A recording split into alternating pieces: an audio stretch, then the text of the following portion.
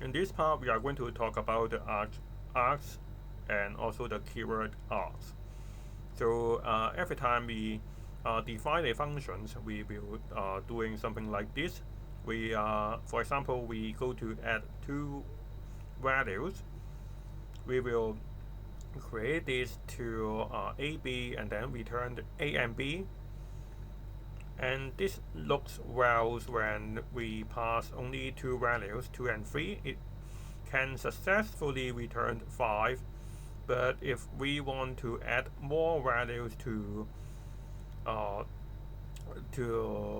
original values, for example, if we want to add 2, 3, and then 4, then it will have the problems that it only takes two positional arguments. So there are two arguments here, but we gave 3 here, so it do not know how to do it. So this is the benefit of using the args here. So for example, we define the sum all here, and then we just pass the start args, and then we print the args. So I just want to let you see what happened inside here. And then we define the sum is equal to 0.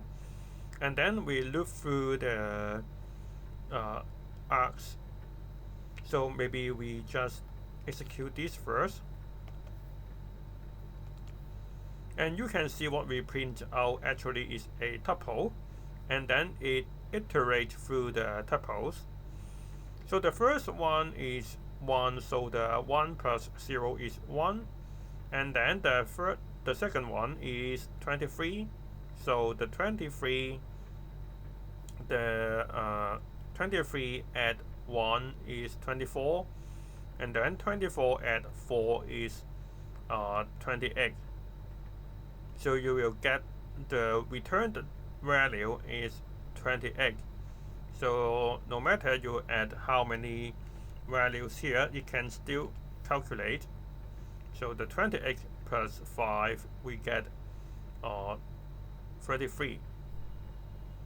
So we can, for example, we add the comment here, and then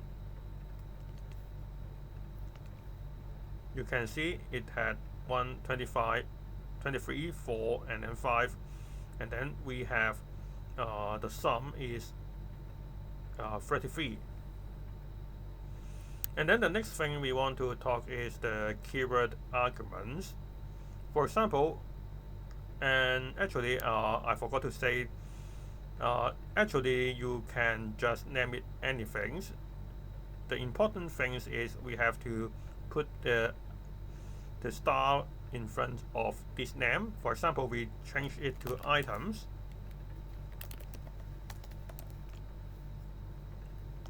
And we can see the function still work properly, but normally we will use back the args because it will let other programmer knows what you are doing. So the second one is the function that we put the keyword args.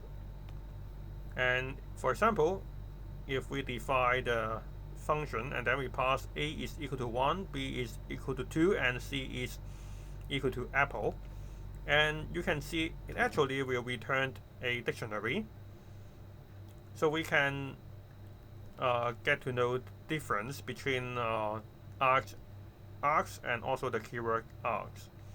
And actually we can pass all of this, and it will it can separately print out the args and also the keyword args.